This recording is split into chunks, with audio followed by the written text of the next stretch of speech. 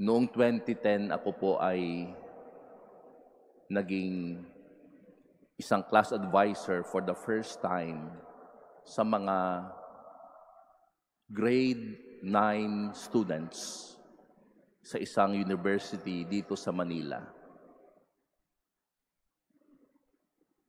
At ang iniisip ko, ano ang magiging mga bunga ng pagpapagal at pagtuturo ng isang guro? Totoo po, ang bunga pala ng pagtuturo ay hindi makikita pagkalipas lamang ng isang taon.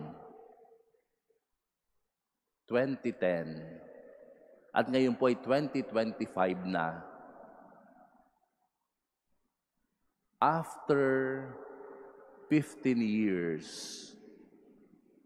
saka po nagbunga ang lahat ng itinanim ng isang bagong guro noong 2010. Alam niyo po, marami sa mga estudyante ko noon, mga tagumpay na at mga professionals na.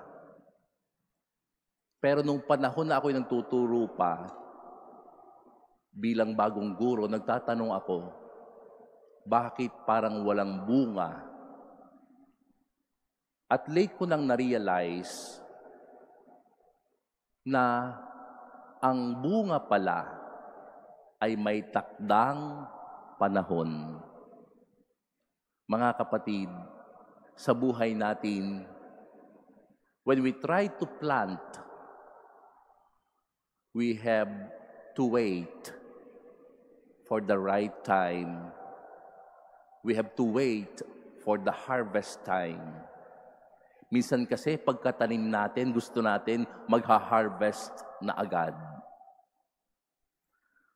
At napakaganda po ng ating ebanghelyo. Ang una kong naisip ay ganito.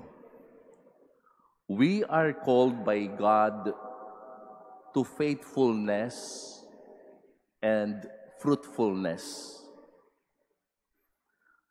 At ang katapatan ay palaging nagbubunga.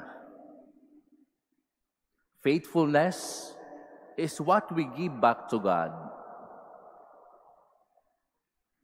In our gospel for today, the parable of the wicked tenants is a direct challenge to the leadership of the chief priests and the Pharisees. At the same time, this is a powerful reminder about God's patience, about God's justice, and about God's invitation for all to enter His kingdom. In our parable, Jesus speaks of a landowner who entrusts his vineyard to the tenants. The landowner sends his servants, but they are mistreated and killed. Finally, he sends his own son. Anak ko ito, at igagalang nila ang anak ko. But the tenants killed him, thinking they can take the inheritance.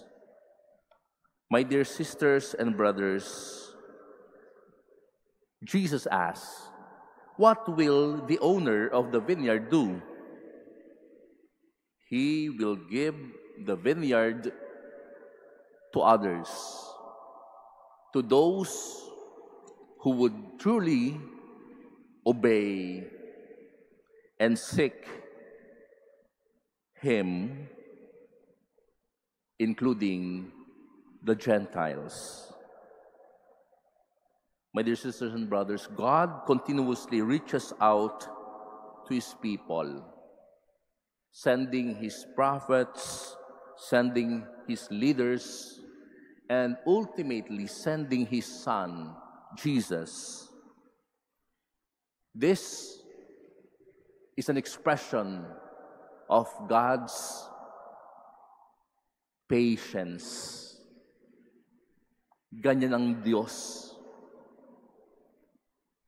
Ibibigay niya ang mga taong makakatulong sa atin. Kapag matigas pa rin ang ulo natin, ang ibibigay na niya ay ang kanyang bugtong na anak. Ang Diyos palagi nagbibigay ng pagkakataon. God gives us second chances.